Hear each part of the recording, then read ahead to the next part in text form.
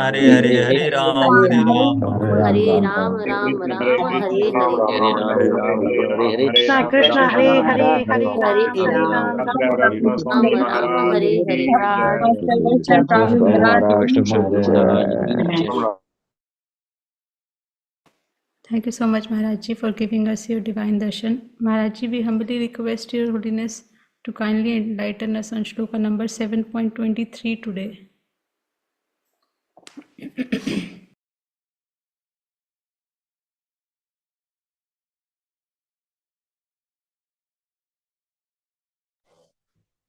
आज की इस प्रातः बेला में आप जितने भी श्रद्धालु जपकर्ताएं और श्रोताएं उपस्थित थे और हो रहे हैं, होने वाले हैं, बेडरूम में रजाई के अंदर से, सभी के श्री चरण में मेरा सादर प्रणाम स्वीकार करें। वांछा कल्पतरुभ्यश्च कृपा सिन्धुभ्यश्च पतितानां पावनेभ्यो वैष्णवेभ्यो। तो आज का हमारे श्लोक है भगवद गीता के 7वां अध्याय के 23 नंबर 23। अंतबंतु फलम तेषां तद भवति अल्पमेधसाम् देवान् देवयजो जानति मद भक्ता जानति मामपि। अल्प बुद्धि वाले देवताओं की पूजा करते हैं और उन्हें प्राप्त होने वाले फल सीमित तथा क्षणिक होते हैं। देवताओं की पूजा करने वाले देवलोक को जाते हैं, किंतु मेरे भक्त अंततः मेरे परम धाम प्राप्त होते हैं। प्रभुपाद कहते हैं, भगवत गीता के कुछ भाष्यकार कहते हैं कि देवता की पूजा करने वाला व्यक्ति परमेश्वर के पास पहुंच सकता है, किंतु यहाँ यह स्पष्ट कहा गया है कि देवताओं के उपासक भिन्न लोकों को जाते हैं जहां विभिन्न देवता स्थित है। ठीक इसी प्रकार जिस तरह सूर्य की उपासना करने वाला सूर्य को या चंद्रमा का उपासक चंद्रमा को प्राप्त होता है, उसी प्रकार यदि कोई इंद्र जैसे देवता की पूजा करना चाहता है तो उससे पूजे जाने वाले उसी देवता का लोक प्राप्त होगा। ऐसा नहीं है कि जिस किसी भी देवता को पूजा करने से भगवान को प्राप्त किया जा सकता है। यहाँ पर इसका निषेध किया गया है, क्योंकि यह स्पष्ट कहा गया है कि देवताओं के उपासक भौतिक जगत के अन्य लोगों को जाते हैं, किंतु भगवान का भक्त भगवान के ही परम धाम को जाते हैं। यहाँ यह प्रश्न उठाया जा सकता है कि यदि विभिन्न देवता परमेश्वर के विभिन्न शरीर के विभिन्न अंग है तो उन सब की पूजा करने से एक ही जैसा फल मिलना चाहिए, किंतु देवताओं के उपासक अल्पज्ञ होते हैं, क्योंकि वे नहीं जानते कि शरीर के किसी अंग को भोजन दिया जाए। उनमें से कुछ इतने मूर्ख होते हैं कि वे यह दावा करते हैं कि अंग अनेक है अतः भोजन देने के ढंग भी अनेक होते हैं, किंतु यह बहुत उचित नहीं है। क्या कोई कानों या आंखों से शरीर को भोजन पहुंचा सकता है?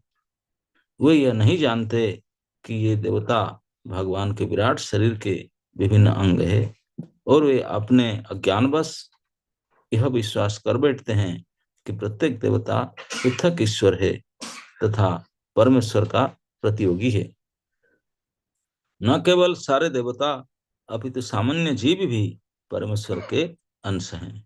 श्रीमद् भागवतम में कहा गया है कि ब्राह्मण परमेश्वर के सिर है, क्षत्रिय उनकी बाहें हैं, वैश्य उनकी कटी तथा शूद्र उनके पांव हैं, और इन सब के अलग अलग कार्य है। यदि कोई देवताओं को तथा अपने आप को परमेश्वर का अंश मानता है तो उसका ज्ञान पूर्ण है, किंतु यदि वह उसे नहीं समझता तो उसे भिन्न लोगों की प्राप्ति होती है जहां देवतागण निवास करते हैं। यह वह गंतव्य नहीं है जहां भक्तगण जाते हैं। देवताओं से प्राप्त वर नाशवान होते हैं, क्योंकि इस भौतिक जगत के भीतर सारे लोग, सारे देवता और उनके सारे उपासक नाशवान हैं। अतः इस श्लोक में स्पष्ट कहा गया है कि ऐसे देवताओं की उपासना से प्राप्त होने वाले सारे फल नाशवान होते हैं। अतः ऐसी पूजा केवल अल्पज्ञों के द्वारा की जाती है, क्योंकि परमेश्वर की भक्ति में श्री कृष्ण भावनामृत में संलग्न व्यक्ति ज्ञान से पूर्ण दिव्य आनंदमय लोक की प्राप्त करता है। अतः उसकी तथा देवताओं की सामान्य उपासक की उपलब्धियां पृथक पृथक होती है। परमेश्वर असीम है, उनका अनुग्रह अनंत है, उनकी दया भी अनंत है। अतः परमेश्वर की अपने शुद्ध भक्तों पर कृपा भी असीम होती है।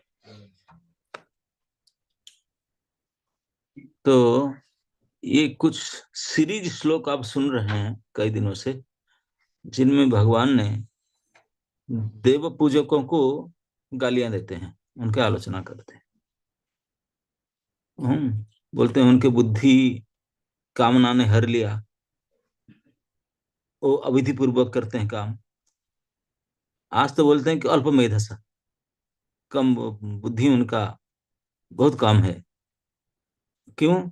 क्योंकि वो नाशवान फल को प्राप्त करते हैं। परिश्रम से हम करेंगे। अब देखिए, भगवान काल के श्लोक में चर्चा कर रहे थे कि जो देवताओं के उपासक हैं, जो मेरे द्वारा दिया गया श्रद्धा के अनुसार उनको भली प्रकार से उपासना करते हैं, पूजा करते हैं, वो उनसे जो फल प्राप्त करते हैं वो भी मयेव विहितान हितान, ये भी मेरे द्वारा निश्चित किया गया फल है, मेरे द्वारा विहित किया गया, जिनका देवताओं के द्वारा मैं जो फल देता हूँ उसी को प्राप्त करते हैं। तो ये प्रश्न उठा जा सकता है, भैया आप तो खुद कहते हैं कि देवता आपके पार्ट्स है, आपके शरीर के अंग हैं, और देवताओं की पूजा में श्रद्धा अपने उत्पन्न कराते हैं, और देवता लोग को पूजा करके जो फल भी मिलता है वो आपके द्वारा ही विहित किया गया है, आप ही निश्चित करते हैं। तो फिर अंतर क्या रहा? फिर देवता के से सेम तो है कि भाई जब हम देवता पूजा करेंगे वही फल आपसे मिलता है, और वो आपके पाठ भी है, तो फल को ना करके पाठ करें तो इसमें दिक्कत क्या है? तो भगवान बोलते नहीं, दिक्कत तो है। जिसे प्रभुपाद समझाते हैं, दिक्कत ये है कि ये पार्ट जैसे हमारा शरीर है, शरीर में आंख, नाक, कान, हाथ, पैर, इसमें अलग अलग पार्ट है, सभी का काम अलग अलग है, सभी के द्वारा सभी काम नहीं हो सकता। जो काम हाथ करता है वो आंख कर सकता, जो काम कान करता है ना मुंह कर सकता, और कोई कर सकता नहीं, कर सकता। तो इसलिए अलग अलग पार्ट के द्वारा अलग अलग काम किया जाता है, ना कि जो मर्जी पार्ट में जो मर्जी काम कर लो। ये हम भगवान थोड़ी ना है ऐसा करेंगे। तो इसी बोलते हैं, अगर भोजन खाना हो तो मुंह में डालना होगा। अगर तुम आंख में नाक में डालोगे तो अविधि पूर्वक है, बुद्धिहीन है, ऐसा नहीं कर सकते हैं। तो देवता यद्यपि भगवान के विभूति है, उनके अंग है, लेकिन फिर भी वो लोग को आप अगर डायरेक्ट पूजा करेंगे, फिर हम लोग का गलती क्या होता है, हम मानते हैं देवता ही तो भगवान है। देवता भगवान मान करके और उनकी पूजा करते हैं। वो कमिटी प्रभुपाद लिखते हैं कि प्रतियोगी मानते हैं, वो भी तो एक भगवान है, वो भी भगवान, और क्या है, ये भगवान क्या कमी थोड़ी है। जय माता दी भगवान है, हर हर महादेव भगवान है, ये और क्या क्या, इंद्र चंद्र सूर्य सब, गणेश सब भगवान है।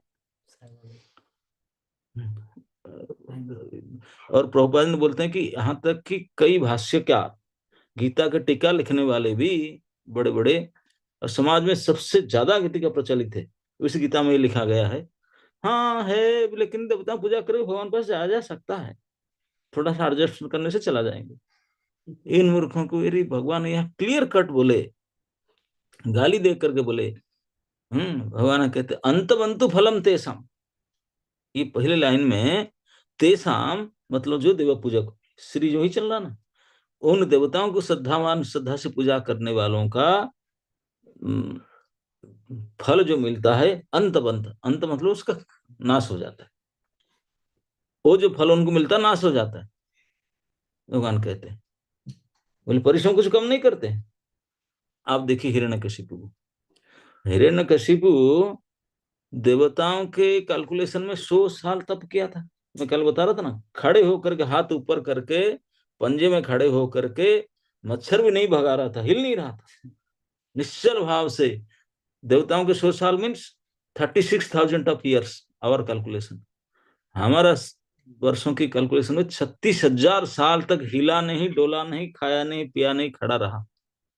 ब्रह्मा से दुर्लभ वर प्राप्त किया। आप जानते हैं हिरण्यकशिपु का वर जलिष्ठ था, ऐसे नहीं मरूंगा, इसने के बाहर नहीं, अंदर नहीं, दिन में नहीं, रात में नहीं, अस्त्र में नहीं, शस्त्र में नहीं, आपके सृष्टि से कोई जीवी से नहीं, वो जिंदा नहीं, मुर्दा नहीं, क्या क्या नहीं मांगा था उन्होंने। उनका बुद्धि से जो जो फिट बैठा सब मांग लिया, लेकिन नृसिंह भगवान पकड़ हुए मार डाले। मरा, मरने के बाद दोबारा जन्म हुआ रावण के रूप में, फिर तो बचा क्या, क्योंकि हो गया जितने, फिर ब्रह्मा को तो बचेगा। 36,000 साल के तप शरीर के साथ जीरो, खत्म। फिर दोबारा जन्म हुआ, वही राक्षस शरीर मिला, इतने पावरफुल शरीर मिला, फिर तप करने गया, फिर हजारों साल तप किया, और फिर मरा। और फिर जन्म हुआ शिशुपाल।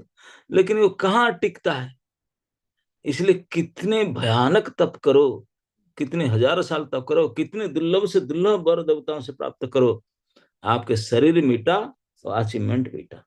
जैसे मैं हमेशा कहता हूँ, हम भौतिक शरीर में हम इतने तपस्या तो नहीं कर सकते, लेकिन छोटे मोटे तपस्या करके पीएचडी करते हैं, कोई पोस्ट डॉक करते हैं, और कई थीसिस लिखते हैं, कई बड़े बड़े पढ़ाई लिखाई, क्या कम परिश्रम करते ना क्या, बहुत परिश्रम, एमबीबीएस एमडी क्या सब डिग्रियां सब करते हैं, बहुत परिश्रम करके करते हैं, लेकिन अब शरीर मिटा तो सब गया, सर्टिफिकेट जीरो। फिर अगर जन्म हुआ फिर एबीसीडी पढ़ना पड़ेगा, ऐसा नहीं कि सर्टिफिकेट दिखाना चलेगा ना ना। बोला हम वही थे, वही सर्टिफिकेट, बोले भैया चलेगा नहीं, एबीसीडी पढ़ो। फिर दोबारा करो, क्योंकि अंत बनता है। लेकिन भगवान कहते हैं कि मेरे पूजक अंत नहीं होता। भगवान का मम जन्मनि जन्मनीश्वरी भवताद भक्ति रहित की, मम जन्मनि जन्मनि, भगवान के एवरीथिंग जन्म, उसमें फिर क्योंकि नित्य है, उसमें ऐसा हो नहीं सकता कि भगवान को की भक्ति क्या छूट दे, कुछ भी मांगा, कुछ भगवान जो देते हैं, ध्रुव महाराज को दिए भगवान को, तब क्या, अरे अभी तक भी है, वो रहेगा, वो तो वैकुंठ का पार्ट बन गया। भगवान जब देंगे, ऐसे अनित्य फल देते ही नहीं भगवान, और जो देते हैं हमेशा के लिए रहता है। ध्रुव लोग ध्रुव जी को दिए, वो ध्रुव नहीं चाहते थे, वो बोला बड़े बड़े राज्य चाहिए, बोले राज्य मांगा था मैं देता हूँ। भगवान राज्य दिए, लेकिन राज्य कभी मिटता ही नहीं। ब्रह्मा के लोग मिट जाएगा, लेकिन ध्रुव लोग मिटेगा नहीं, क्योंकि पार्ट ऑफ वैकुंठ हो गया, नित्य। भगवान से जो कुछ मिलेगा उसका अंत नहीं हो सकता, लेकिन बाकी देवी देवताओं से जो मिलेगा उसको खत्म हो जाएगा। अंतवंत फलम तेसाम, अंतवंत हो जाता है फल तेसाम। तो यहाँ ये विचार करना है कि यद्यपि देवताओं की पूजा करने वाले और आप भगवान की पूजा करने वाले दोनों परिश्रम तो करते हैं, बल्कि ज्यादा परिश्रम वो करते हैं। हिरण्यकशिपु जैसा कहाँ हम लोग भगवान के भक्त इतना परिश्रम करते, सोच भी नहीं सकते ऐसा परिश्रम। एक एकादशी भी फिर 3 बार फलाहार करके करते हैं, एक दिन का फास्टिंग। अब हिरण्यकशिपु की तरह 36,000 कहाँ खड़े होकर करें। 2 घंटा जप करने के लिए कितने आसन बदलते हैं, सोते हैं, खड़े होते हैं, चलते हैं, पैर उठाते हैं, पानी पीते हैं 2 घंटे के लिए। अब हिरण्यकशिपु 36,000 साल कितने कठिन तप किया, लेकिन नष्ट हो गया, अंत हो गया। लेकिन भगवान के लिए 2 घंटा भी करो, वो भी नाना प्रकार आसन चेंज करके, पोजीशन चेंज करते हुए करो। फास्टिंग तो केवल नाम है, फिस्टिंग ही होता है, जो भी कर तो करो, लेकिन फिर भी ये नित्य है। इसमें जो आत्म कल्याण होगा वो आत्मा के साथ ही रहेगा, शरीर के साथ मिटेगा नहीं, शरीर के साथ नहीं मिट सकता। यद्यपि परिश्रम बहुत ज्यादा करते हैं, लेकिन फल नष्ट होने वाली है। इसीलिए तो बुद्धि कम वाला कहा जाता है। बोले इतना नहीं समझ पाते हैं, इतना हजारों साल परिश्रम कठोर करूं और मिलेगा भाई थोड़े दिन के लिए खत्म। बुढ़ापा तक तो परिश्रम करूं, अब बुढ़ापा के बाद मिलेगा और बार कुछ साल के बाद खत्म, रहेगा नहीं, अब फिर करना। लेकिन यही उनका बुद्धि कम है। इसी परिश्रम, इतने परिश्रम में नहीं, बहुत कम परिश्रम अगर ठाकुर जी के लिए करे तो ठाकुर जी की कृपा से जो मिलता है वो कभी मिट नहीं सकता। आपके शरीर सैकड़ों बार मिट जाए लेकिन वो नहीं मिटेगा, वो नहीं मिटेगा। तो ये अंत नहीं है, वो नित्य होता है, इसलिए अल्प बुद्धि करके। अब प्रश्न उठ सकता है, कोई भगवान को बोलेगा, बोला सर ये it is not good good for you. बोले क्यों? बोले देखिए बेचारे दोनों खटते हैं, परिश्रम करते हैं। आप देवताओं के पूजक को नश्वर फल देते हैं और आपके पूजकों को अनश्वर फल देते हैं। You are doing partiality. अरे भाई वो भी तो आपके अंग हैं, देवता भी तो आपके शरीर के अंग हैं, विभूति हैं। तो कोई उनको श्रद्धा सुझाओ, श्रद्धा आप भी देते हैं और फल भी उनके आपकी तरफ से आता है। तो वो बेचारे परिश्रम करते हैं, उनको देते हैं नश्वर फल अंत होने वाले, और आपके पूजों को नित्य देते हैं। ये तो समदर्शी नहीं हुआ, तो पक्की बात है। भगवान बोलते नहीं, ये अन्याय नहीं, यही न्याय है। क्या न्याय है? इस सेकंड लाइन में कहते हैं न्याय यही है कि देवान देव जो जानती, मत भक्त जानती हो। जो जिसको, मैं उनको थोड़ी बोला देवता पूजा करो, मैं देवताओं को पूजा करो, मेरे पूजा करो, ये दोनों ही मना किया था, मैं नहीं कहा था। साधु शास्त्र प्रचार करते हैं कि मेरे पूजा करो, सुनता नहीं उनका। और उनके जो कामना ने, इच्छा ने उनके बुद्धि को मार दिया, भाग कर देवी देवताओं के पास जाता है। लेकिन कामना रख करके मेरे पास आएगा तभी भी कल्याण हो सकता है, लेकिन मेरे पास आएगा नहीं, उन्हीं के पास जाएगा जल्दी कर पाने के लिए, कामना के द्वारा बुद्धि हर के जाएगा। बुद्धि जाएगा तो जो, क्योंकि जो देवता वो खुद नश्वर है, वो मांगता है जो फल वो भी नश्वर नाशवान है, कामना उसका नश्वर है, वो खुद ही नश्वर है, संसार नश्वर है, तो वो कहां से मिलेगा नश्वर? और मेरे जो पूजा करते हैं, मैं नित्य हूं, मेरे पूजा नित्य है और मेरे भक्ति ये सब सब नित्य है। और जो मेरे से चाहेगा अनश्वर फल, नश्वर फल चाहने से मैं दूंगा ही नहीं। मैं जब देता हूँ वो परमानेंट वाला देता हूँ, मैं कच्चा पक्का करता नहीं है। मेरा जो होता है पक्का होता है, और वो सब कच्चा करते हैं। तो कच्चा चाहेगा उसको कच्चा मिलेगा, उसमें अन्याय क्या हुआ? मैं उनको कब मना किया कि मेरे पास मत आओ कर? मेरा द्वार तो खोला है, और ज्यादा मार्केटिंग में मैं करवाता हूँ, गाली देता हूँ देवताओं की पूजा को खूब, लेकिन फिर भी बुद्धि कम वाले, कम बुद्धि वाले देवताओं की पूजा करते हैं। मैं क्या करूं क्या? और देवताओं की पूजा करके करते हैं, नहीं नहीं वो तो हो जाएगा, जतो मत ततो पथ, कुछ भी जाओ एक स्थान में पहुंच जाएंगे। अरे मूर्ख कहेंगे टिकट करके कालकाटा के लिए बॉम्बे पहुंचोगे? ऐसे कभी हो सकता? हाँ, कलकत्ता जाने वाले गाड़ी में बैठ गए, बोले घूम फिर कर बॉम्बे पहुंचेगा ही। अरे कैसे पहुंचेगा? बोला नहीं, समुद्र यहाँ भी समुद्र है, यह समुद्र है, लेकिन ये कलकत्ता है, बॉम्बे है, ऐसे थोड़ी होता। लेकिन क्या करें, उनकी बुद्धि में, बुद्धि तो कम ही है, भगवान ही गाली देते, बोले कम बुद्धि वाले हैं, तो इसलिए फिट नहीं बैठता, समझ नहीं सकते कि देवताओं की पूजा कितने खतरनाक है, कितने परिश्रम करके नश्वर फल मिलता है और ठगे जाते हैं, परिश्रम ज्यादा करना पड़ता है। इतने कहने पर भी वो नहीं मानेंगे। अभी भारतवर्ष में अगर देखा जाए, बहुत कम लोग तो देव देवता को मानते हैं, बाकी सारे तो वैज्ञानिक बनते हैं, मैंने मशीन पकड़ करके घूमते हैं। ईश्वर फिश्वर कुछ नहीं, हम करते करते हैं, नास्तिक होते हैं आधे, आधे से ज्यादा। जो थोड़े बहुत मानने वाले हैं, इसमें सबसे ज्यादा संख्या है जय माता दी। माता दी, माता जी मांगो, काली चंडी वैष्णव देवी आदि आदि आदि कितने। शीतला माता, गरम माता, कितने। गरम माता। तो और बाकी जो बच्चे पिता, हर हर महादेव, बाकी उनके कोई हुए थे गणपति बाबा। वैष्णव तो नाम मात्र के लिए है, विष्णु भगवान। उनके पार्टी।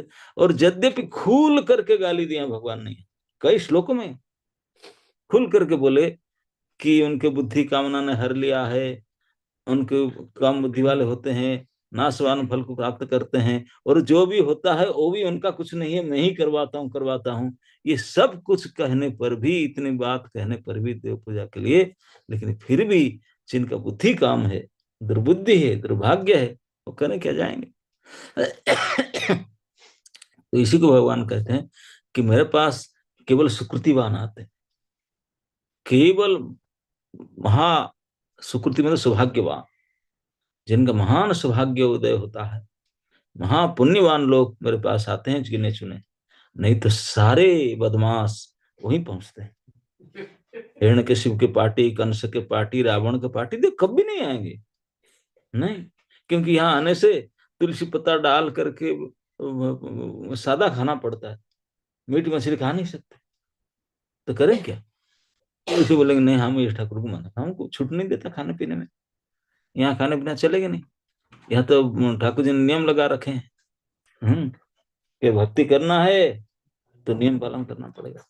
हाँ, no meat eating, no illicit sex, no gambling, no intoxication. बोले रहा क्या, हम जिएंगे किस लिए, जीना के लक्ष्य तो यही है।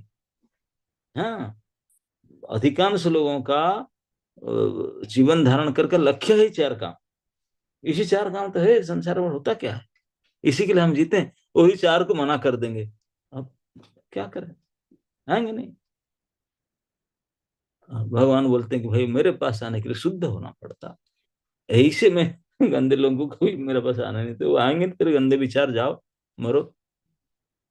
लेकिन आप लोग जो सौभाग्यशाली है, पुण्यवान है, जो पवित्र होना चाहते हैं, भगवान को पास आने के लिए सोचना ही पवित्र कर देता है। भगवान की जस्य स्मरण मात्रेण सर्व पाप प्रमुच्यते, जिनका स्मरण मात्र करने से सारे पाप नष्ट हो जाता है। और उनके भजन करने से क्या ना होगा, उनके बारे में सुनेंगे, उनके बारे में उनको सेवा करें तो क्या ना होगा।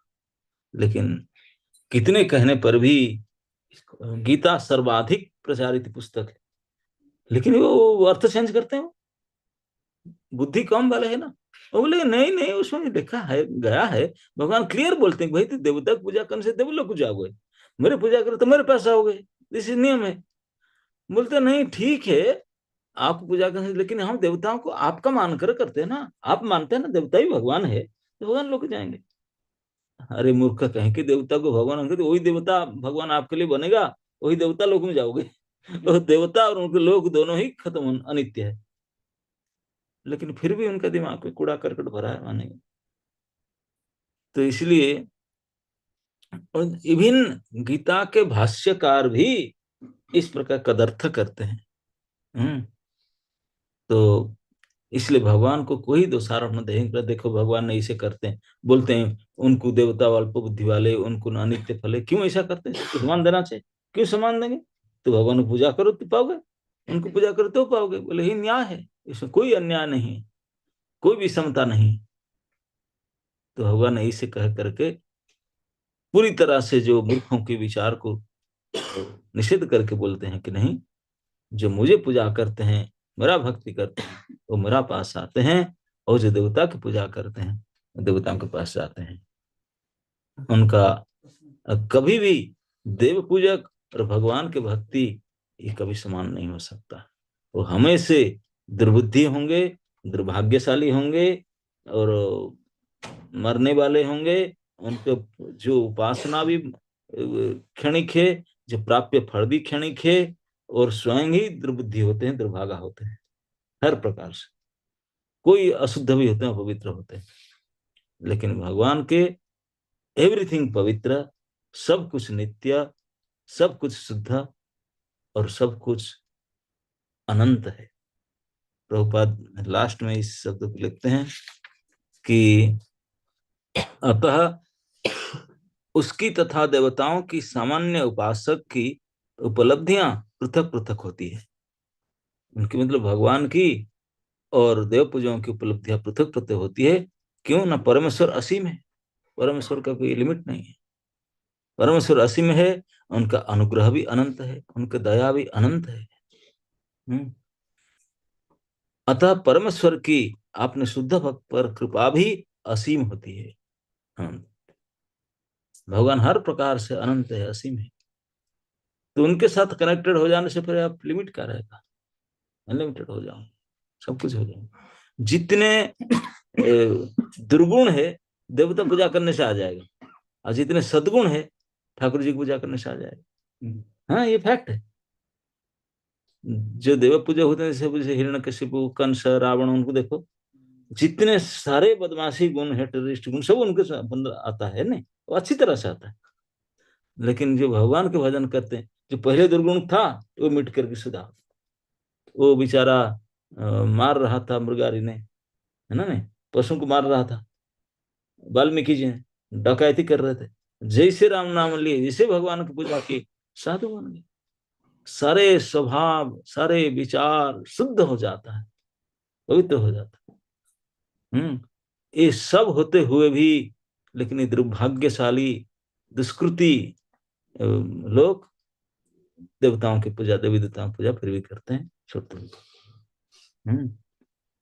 तो इसलिए भगवान बहेरी कई श्लोकों में खुल करके उनके बारे में चर्चा किए, ताकि हम लोग जो भगवान के होने चाहते हैं, क्या भगवान के है ही हैं। ये मूर्ख भी भगवान के हैं जो बदमाशी देव पूजा करते हैं। भगवान के तो सारे हैं, लेकिन गलती ये कहते भगवान के हो करके उनको नहीं मानते। हम लोग को भी क्या मिस्टेक करके इधर आए, बदमाशी किए थे, लेकिन अभी कम से कम प्रयास करते हैं कि गलती ना करें। हाँ, सच्चाई यही है कि हम सभी ठाकुर जी के हैं, ठाकुर जी के लिए ही हैं, उन्हीं काम कर। तो इसलिए सही प्रकार से समझ करके उनकी उपासना, उनकी भक्ति करे, जो कि अनंत है, असीम है, और बड़े पवित्र है, शुद्ध है, सौभाग्यशाली है। इस प्रकार से भगवान की भजन ही सर्वत भावे करने के योग्य है। और भगवान जैसा शरण देने वाले को हो ही नहीं सकता। ये देवी देवता पावर होता कितना है। वो बेचारे थोड़ी समय के लिए रहते हैं, पर मिनिस्ट्री चेंज हुआ बेचारे गए। हाँ, खिने पुणे मतलब को बेचारे आएंगे फिर नीचे, फिर इलेक्शन होगा, सिलेक्शन होगा। लेकिन भगवान भगवान है। कभी ऐसे समय नहीं था जब भगवान भगवान नहीं थे, ना ऐसे कोई समय होगा जब भगवान भगवान, नित्य समय भगवान। तो इसलिए भगवत गीता में भगवान खुल करके स्पष्ट शब्द से, बहुत क्लियर भाव से बताते हैं कि हम लोग केवल श्री भगवान का ही भजन करना चाहिए। भजन में उनकी भक्ति करना चाहिए। नापुजीबे अन्य देवा, ये बता गया, कभी दूसरे देवी देव का कभी पूजा नहीं करना। निष्ठा तो ऐसे होते हैं कि अन्य देवी देवता प्रसाद भी नहीं खाते ना। अन्य देवता का निर्मल ग्रहण नहीं करेंगे, मतलब उनका माला फूल ये सब नहीं लेंगे, उनके प्रसाद भी नहीं खाएंगे, उनको पूजेंगे नहीं। उससे बोले क्या उनसे झगड़ा करेंगे? नहीं, सम्मान करते हैं। सारे देवी देवताओं का सम्मान करते हैं। They are senior to us, हमसे सीनियर है, भगवान की विभूति है, सम्मान करते हैं। लेकिन सम्मान करते हैं जैसे तैसे ही। आप भी उच्च अधिकारी है भगवान के, हम छोटे है ना। आप भी अंश है, हम भी अंश है, लेकिन आप थोड़े अधिकृत। तो इसलिए सम्मान करे। सम्मान करके क्या चाहते हैं कि ना सर मेरे फाइल थोड़ा रेफर कर देना, मेरा केस रेफर कर देना सर के टेबल में, यही मांग सकते हैं कि मुझे भगवान के पास भेजने के लिए थोड़ा आप भी मदद कर दीजिए। आप तो दे नहीं सकते, लेकिन फाइल तो रेफर कर सकते हैं ना, क्योंकि ऑफिस में बैठते हैं, मैं तो बाहर खड़ा, तो इसलिए थोड़ा मूव करा दीजिए। यही मांग सकते हैं उनसे, यही फेवर मांग सकते हैं। इसलिए उनको प्रणाम करो, उनको सम्मान करो, दैट्स गुड, वो करना चाहिए। लेकिन उनको भगवान से, वो भी एक अलग भगवान है, भगवान जो है शक्ति उनका, ये मानकर करना ये बिल्कुल खोटा बुद्धि है। दुर्बुद्धि, दुर्भाग्य, अपवित्र सब कुछ है, गड़बड़ी। ऐसे कभी नहीं सोचना चाहिए। लेकिन भारतवर्ष में तो 80-90% लोग इसी भावना के, और सब पर शास्त्र पढ़ते हैं, पुराण पढ़ते हैं, लेकिन फिर भी उसी बुद्धि में रहते हैं। इतने अभागा दुर्भागा। तो भगवान ने सीरीज श्लोक अभी तक जो चल रहा था, जिसमें भगवान ने देव पूजकों का आलोचना कर रहे थे, और इस सबको, इस सीरीज को भगवान के श्रीमुख से सुन करके जो भगवान के हैं, भगवान के होना चाहते हैं, भगवान को प्रसन्न करना चाहते हैं, जीवन में कभी भी मन में, बुद्धि में, तन में, किसी भी समय में भगवान को भगवान मानना और सारे देवी देवताओं को भगवान का अंश मान करके सम्मान करना, उनका नहीं करना। कई जगह में जाता हूँ, अल्टर में लगा रहते हैं, बोलते हैं हम तो, हमारे पिताजी, उनके पिताजी से शिव जी, देवी जी हमारे घर में पूजा होते, मैं क्या करूं, मैं कैसे करूं, आप ठाकुर जी पूजा करने गए थे। अरे मैं मना करता नहीं कि उनको उठाकर फेंक दो, देवी जी हैं, जहाँ शिव जी हैं, देवी जी हैं, जो जिनको अब शंकर जी पूजा करते हैं उनको रहने दो, उनके ऊपर में ठाकुर जी को बैठा दो, वो भी खुश हो जाएंगे। बोले सद्बुद्धि आ गया, मेरे प्रभु को ले आया मेरे ऊपर में, वो खुश हो जाएंगे। और उनकी, प्रभु जी की उतारा हुआ माला, प्रभु जी की उतारा हुआ चंदन, प्रभु जी के लगाया हुआ भोग, प्रभु जी के लगाया हुआ आरती उनको दो, वो गदगद हो जाएंगे। बोले क्या विशेष बुद्धि आ गया उसको, अभी हमको खिलाते, नहीं तो फास्टिंग करते बेचारे, क्योंकि वो खा नहीं सकते, क्योंकि शंकर जी है, परम वैष्णव है, वो भगवान को भोग लगा बिना खा ही नहीं सकते, आप उनको चढ़ा देते हैं खाओ, भांग डाल करके, गंजा डाल करके। वो लगे पागल कहेंगे, असुर, हम वैष्णव है, हम इसलिए थोड़ी ना खाते। शंकर जी को लगाना है तो भगवान को शुद्ध भोग लगा करके, तुलसी पत्ता डाल कर, तो प्रसन्न होकर पाएंगे। देवी भी जगन्नाथपुरी में तो देवी तपस्या करके भगवान महाप्रसाद खाने के लिए तपस्या कर रहे हैं, लेकिन दुर्बुद्धि लोग अभी नहीं समझते, वही बलि चढ़ाएंगे, बोले हमारा काम हो जाए। तो भक्ति में ये सब प्रकार के भावना होना नहीं चाहिए, इस सब सिद्धांत को समझना चाहिए। इसलिए भगवान स्वयं अपने श्रीमुख से इस प्रकार बातें सिखाते हैं। हरे कृष्ण। हरे कृष्ण महाराज जी, thank you so much Maharaj जी। तो महाराज जी ने आज हमें बताया कि देवता जो फल देते हैं, अगर वो भगवान से ही प्राप्त होता है तो उस फल में क्या फ़र्क होता है, देवता जो फल देते हैं और भगवान जो फल देते हैं। तो महाराज जी ने बताया जिनकी बुद्धि कम होती है और जो इंद्रिय तृप्ति के लिए देवताओं की पूजा करते हैं, वो क्षणिक, टेम्पररी ये सुख प्राप्त करते हैं, और जो कि खत्म हो जाता है, और ये लोग देवलोक ही जाते हैं। लेकिन जो बुद्धिमान होते हैं वो भगवान की भक्ति करते हैं और भगवान के ही धाम जाते हैं, और उनको नित्य सुख मिलता है और इस जन्म मृत्यु के चक्र से निकल जाते हैं। और महाराज जी ने ये भी बताया कि जो देव पूजक होते हैं और जो भगवान की भक्ति करते हैं, वो कभी भी एक ही लेवल पे, एक ही स्तर पे नहीं हो सकते। Thank you so much Maharaj जी, हमें सब बताने के लिए। महाराज जी, आपकी शरण में जाके ही हम ये सीख सकते हैं कि हमें देवताओं के पास जाकर भी हमें यही मांगना है कि हमें भगवान की भक्ति दें, हमें भगवान की शरण में हमें जगह मिले। Thank you so much Maharaj ji to give us this divine knowledge. All express our deepest gratitude to Maharaj ji by chanting 3 times Hare Krishna Mahamantra. Hare Krishna, Krishna Krishna, Hare Hare, Hare Rama, Rama Hare Krishna, Krishna Krishna, Hare Hare, Hare Rama, Rama Hare Krishna, Krishna Krishna, Hare Hare, Hare Rama, Rama Rama, Hare Hare. So, the next Bhakti Ashray